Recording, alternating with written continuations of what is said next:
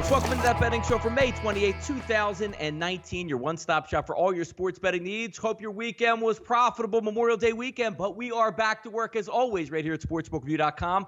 Let's welcome in Teddy Savransky. Give him a follow on Twitter at Teddy_Covers. Once again, I'm Donnie Seymour at Right Side V. We'll get right to it, Teddy. Last night, it was Memorial Day. We had the break. Cody Bellinger didn't take any breaks out there, and neither did that Dodger offense getting to the Mets bullpen. If we take a look at DeGrom and Kershaw last night, Teddy, total set at 7? Oh, yeah. How about double that out at Chavez Ravine yesterday? Yeah, and, the starters pitched fine. Neither bullpen was particularly effective, although there could have been even more runs in that game last night had not Cody Bellinger made 2 ridiculous outfield assists. He probably saved 3 runs doing that. The Dodgers now 16-0 in Clayton Kershaw's last 16 starts. Kershaw's quote after the game for his red-hot Dodger squad: "You can't really poke a hole in anything right now.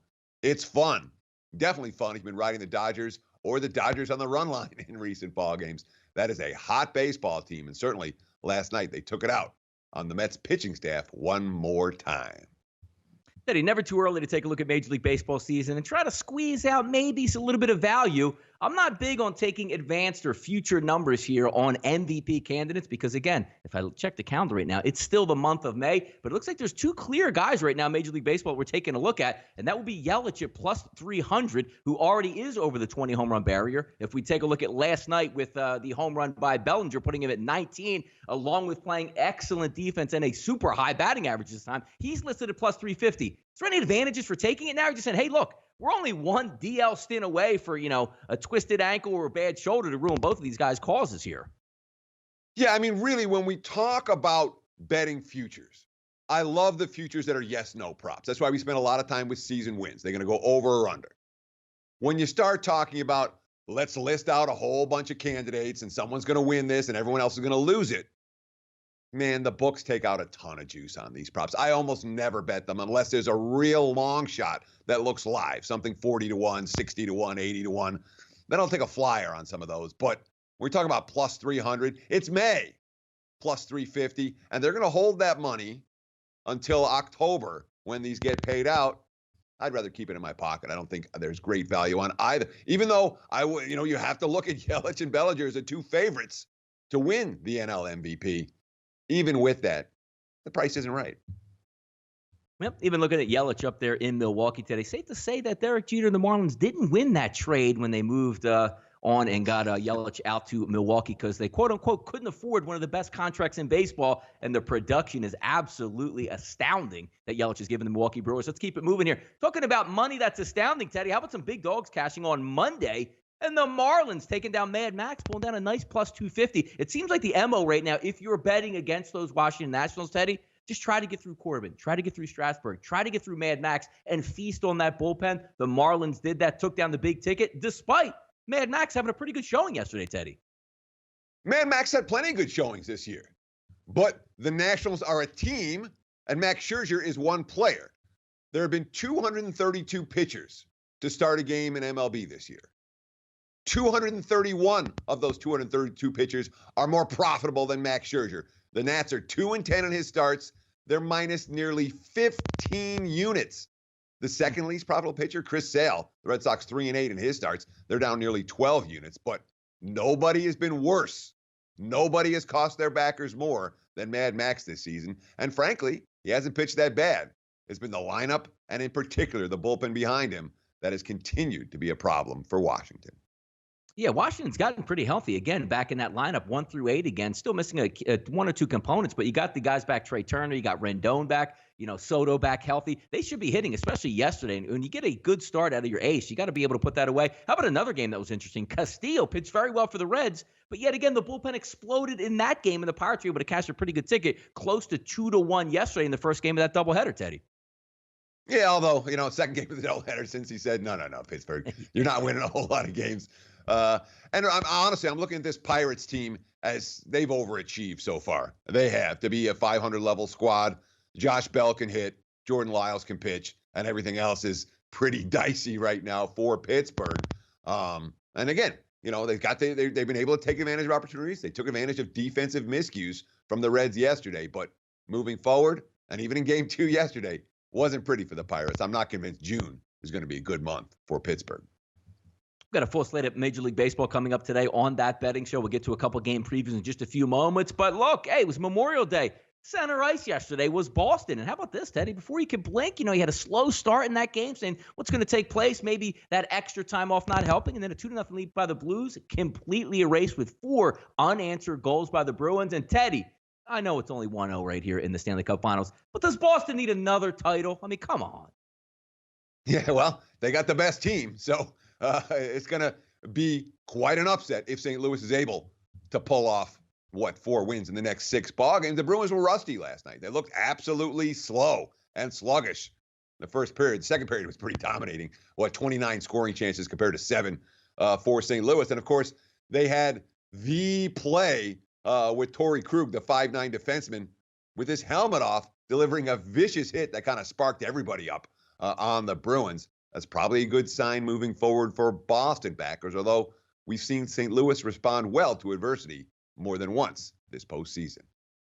Hey, Ted, I got a question for you, which, again, we'll look at a little bit at this Bruins series right here, but this pertains to most, and even we're going to talk about the NBA Finals. When we take a look at the Eastern Conference Finals, you had a prohibitive favorite with the Milwaukee Bucks. I mean, they favored heavily in games 1 and 2. And the question I have for you here is the series prices that we have, because obviously today, if we take a look at the Bruins series price of -175, they open up for game 2, but for the series itself is -305. I think most people expected last night that the Bruins were going to win that game. When is it best to take full advantage of the team that's an underdog? Because typically they're not going to have home court advantage and say, you know what, let me jump on this and say, I'll wait for Boston to get 2-0, and then I'll have a huge number because I think they can win the series and maybe hold home ice at that point. Is it advantageous to take, let's just say, the St. Louis Blues before the series, or wait for them to lose a game or maybe even lose 2 games in Boston before taking a shot at that big dog price? Well, that's an excellent question, Donnie. And the truth of it is these series prices are good wagers. Why? There's only 2 options, all right? Team's going to win the series, they're going to lose. So it's not one of these deals where we're looking at a house takeout that's going to be enormous. The juice here is normal. So that tends to be a positive sign. Now, if you're saying, when do I want to grab the dog? It all depends on what you think St. Louis' chances are in game 2, all right? If you think the Blues are live in game 2, you take the dog on the series price now before game 2. If you want to take the big plus price and you think that St. Louis is going to go down 0-2 and still have enough to come back and win the series, then you hold off. But frankly, you think the Blues are going to win the series, I bet them right here, right now. I wouldn't wait till after game 2. You might lose all that value you just got following that game 1 victory. Words of wisdom by Teddy Covers right there. Take that for a note. Let's get a little bit of NFL talk here in May. Let's go over the 2019 NFL season team preview today. Those Washington Redskins. How about this, Teddy? Talk about taking a flyer on the price in an underdog. How about 100-1 to win the 2019 championship, 40-1 to win the NFC, and the team total sitting at 6 with a -105. The Redskins finished up last year at 7-9 on the season, going 2-4 in the NFC East. Now, the question that we're going to have, which pertains to that low team total, is we think a new quarterback is going to move in. You had the devastating injury last year to Alex Smith, not going to be able to recover and ready to play this year, so he's going to be on the shelf, and a lot of money dedicated to that position there. Go out and draft a quarterback in the first round, trade for Case Keenum. I think we all see the writing on the wall that Dwayne Haskins is probably going to be the opening day quarterback, if not moved in there shortly after that. Promising running back last year went down early before even getting a game in Darius Geis. He should be ready to go this season. But the talent that stacks up. Look, if you're going to go against the Dallas Cowboys, who I think is a pretty good football team, the Philadelphia Eagles, pretty good football team, I'm not that high of hopes here for these 2 bottom feeders in the NFC. Obviously, we already previewed the New York Giants, but now getting to the Washington Redskins. And the schedule's not going to help them starting out, Teddy. 3 tough ones right off the bat. Not looking good for the Redskins this year from me, Teddy, in 2019. Well, it's funny because we think of Washington as a bottom feeder. I mean, they had a terrible year. Well, they went 7-9 last year. They were a game away from being 500. The year before, they had a winning record. The year before that, they had a winning record. They haven't been bottom feeders. There is talent on this roster. Last year was a quarterback debacle. I mean, that's all you can say. When you have Alex Smith and then Josh Johnson and then Colt McCoy. Mark Sanchez started games for the Washington Redskins last year. They finished with a QB rating as a team of 78.1. Only the Bills, Jets, and Cardinals were worse. All 3 of those teams started rookie quarterbacks. Now, opposing QBs had a QB rating of 95.1. Solid. You look at their stats last year, you're like, this team should have been worse. 0.7 yards per play. Every single play, they were outgained between what they gained on offense and what they allowed on defense by more than half a yard. They were a minus 0.2 yards per rush. I talked about the QB rating of 78.1 compared to 95.1 from opposing QBs. They were +7 in turnovers last year. They had a positive turnover margin, and they did have an easier than average schedule last year. That's also the case this year. It's slightly easier than average. And you look at the draft, I mean, everyone's going to love the draft. Why? Because the Redskins picked players that people know. That's why they love the draft. Oh, Haskins and Montez Sweat, what a great move. And they got that wide receiver out of Ohio State. And Bryce Love, wasn't he supposed to be a first rounder last year? It's a nice haul in the draft. You look at the offseason free agent moves, Landon Collins coming in, 6 years, $84 million. Talked about Case Keenum, DRC, Dominic Rogers Camardi, after he's been reinstated to the NFL, now playing for the Redskins. There's hope for this squad. They're not hopeless, but at the quarterback position, they need something decent. You question about their skill position talent. I think their skill position talent's fine. Look at the defensive talent. It's fine.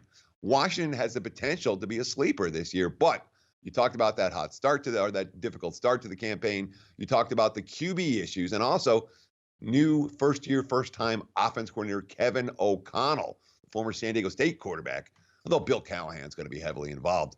We'll see if those two can put together an offense that makes Jay Gruden smile instead of Jay Gruden looking grumpy like he's done a whole lot in the recent seasons. Hey, Ted, I got a quick question there. When we're talking about new quarterbacks coming into the league, obviously we know it's tough to ingratiate yourself and get in right away. If we're taking a look, you do have a veteran quarterback presence in the room with Case Keenum. Do you let your rookie quarterback go out there knowing those first 3 games are going to be tough? Do you baptize him by fire, or do you have that natural progression? Like, let's just say they go 0-3 or 1-2 to start the season. The pressure builds up. We want to see the rookie quarterback. It's easier for the head coach and the GM and the front office to make that move and say, well, Case Keenum didn't really provide what we needed the first 3 games. It's time to move on. Or do you send that rookie out there right away to face those first 3 games? Well, Gruden's got to win this year. His job's in jeopardy. So he's going to put whatever quarterback in to start the season that he thinks he can win a game with. And if Haskins ends up being that guy, if he wins the job out of camp, more power to him. But I wouldn't be surprised at all to see Dwayne Haskins start this season on the bench, Case Keenum behind center, and Case Keenum behind center moving forward, unless he's completely ineffective or he gets hurt. NFC East complete here on SBRodds.com and also SportsbookReview.com. We'll continue it over to the AFC as we get underway on our March to opening day here on the channel. Segment number 2, overnight line movers. Teddy, where do we find those at? SBRodds.com, the single best place on the internet to get those line movements. Always moving 24/7. How about this one, Teddy? Boyd flips to a favorite versus Bundy. That's Tigers and Orioles. If you saw yesterday, whoa! Those Baltimore Orioles hung on in the 9th inning to get a 5-3 win over the Tigers. Not expecting 2 in a row today, Teddy, because as we said, Tigers open up at +105, now sit at 112. Boyd, to me, is the best pitcher on the Detroit staff and the only backable guy, and here's a chance to do it against a bad baseball team. And that's what the markets are saying. I mean, Boyd is the only healthy Tiger starter. The other 4 guys that they came up from spring training with are on the DL right now. Ron Gardenhire, quote, "We don't have enough down there in the minor leagues that can really come up and do anything right now. They're not ready for this." Gardenhire was talking about they're looking for pitching students anywhere. It's tough. We even went into AA bringing people up. We're still trying to finagle our way through. We're signing older guys. We're just trying. All the staff is trying to find people to help us get through it. It all boils down to those 4 injured starters. As you mentioned, Boyd's the one guy who's not hurt, but behind him, we cannot trust the Tigers bullpen to do anything right now. Not that the Orioles bullpen's all that by any stretch of the imagination, but at least Baltimore is hitting right now, and playing probably their best baseball of the season since the opening week. A little bit surprised at all the Detroit money. I'll put it this way, not my money, even though Boyd has been their most effective starter. You brought up some pretty good points right there, Teddy, because Detroit, I mean, how bad does it get there? We're not ready. Looking to sign Bartolo Colon at this time, and then we flip it over to the Orioles bullpen. Yesterday, Teddy, in a game where you don't get very many wins in Baltimore. You don't get very many chances to close out a game. And I was watching Dan Straley get a majority of the pitching options late in the ball game. That'll tell you the tale of 2 baseball clubs right now. Miami back home and getting early money. Down in Marlins Park, Teddy. Marlins open up at +111. Now sit at -113. Samardzija versus Richards. Look, this isn't, Caleb Smith on the mound, who did get busted up a couple games ago. This is Richards on the mound. He's not very good, Teddy, but we're backing him here, it looks like. Well, the markets are backing him. Not with my money, but the markets are backing him. And it's really an interesting spot. There's a lot of fade of Jeff Samardzija here. And Samardzija's last start was kind of ugly. Well, it's more than kind of ugly. 4 hits, 2 walks, 6 runs allowed, but none of them were earned. He had a throwing error. He had a wild pitch. He gave up 6 runs in the second.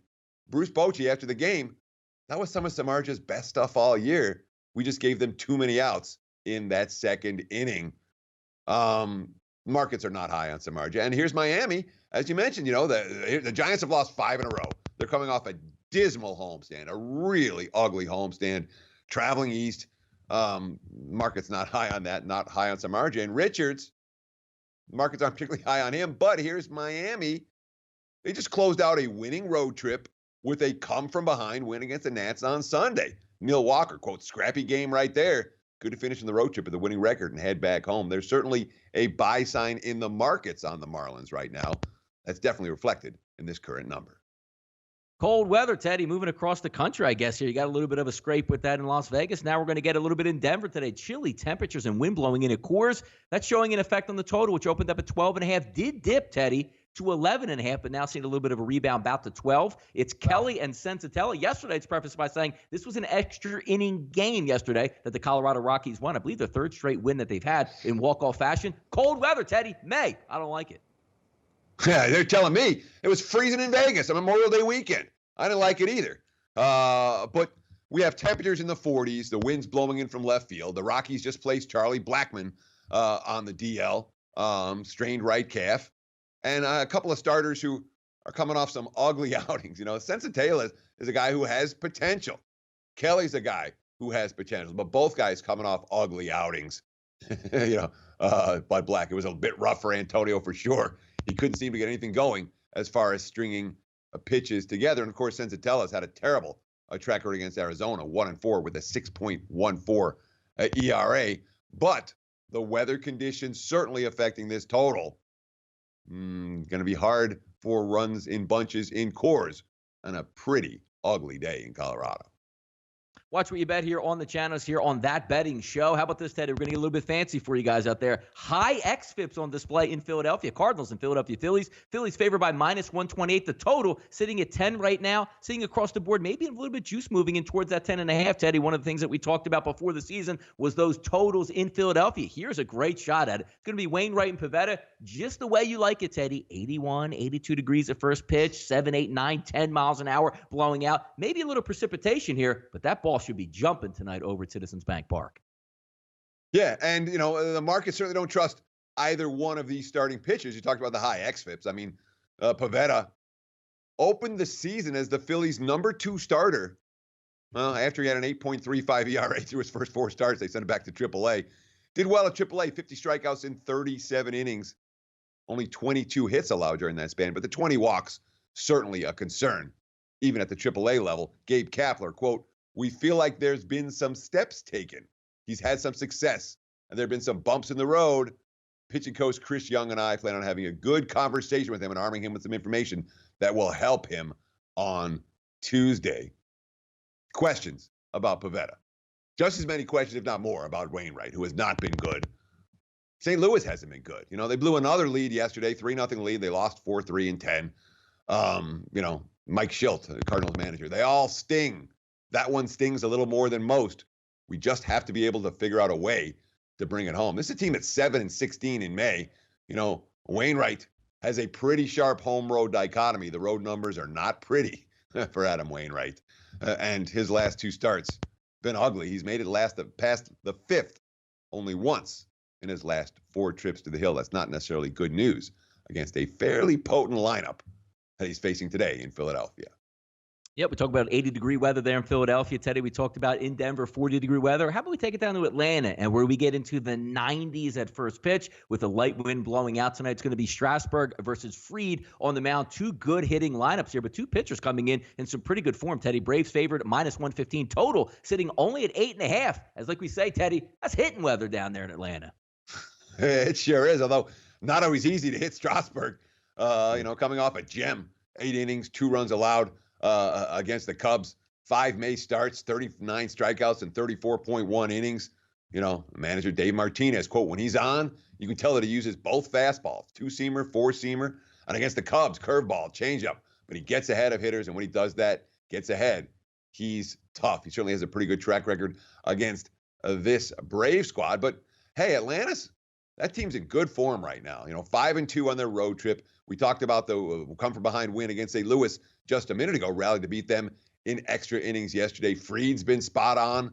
He's won each of his last 3 starts, 17 innings, only 5 runs allowed, dominated the Giants last time. And I liked his quote after the game.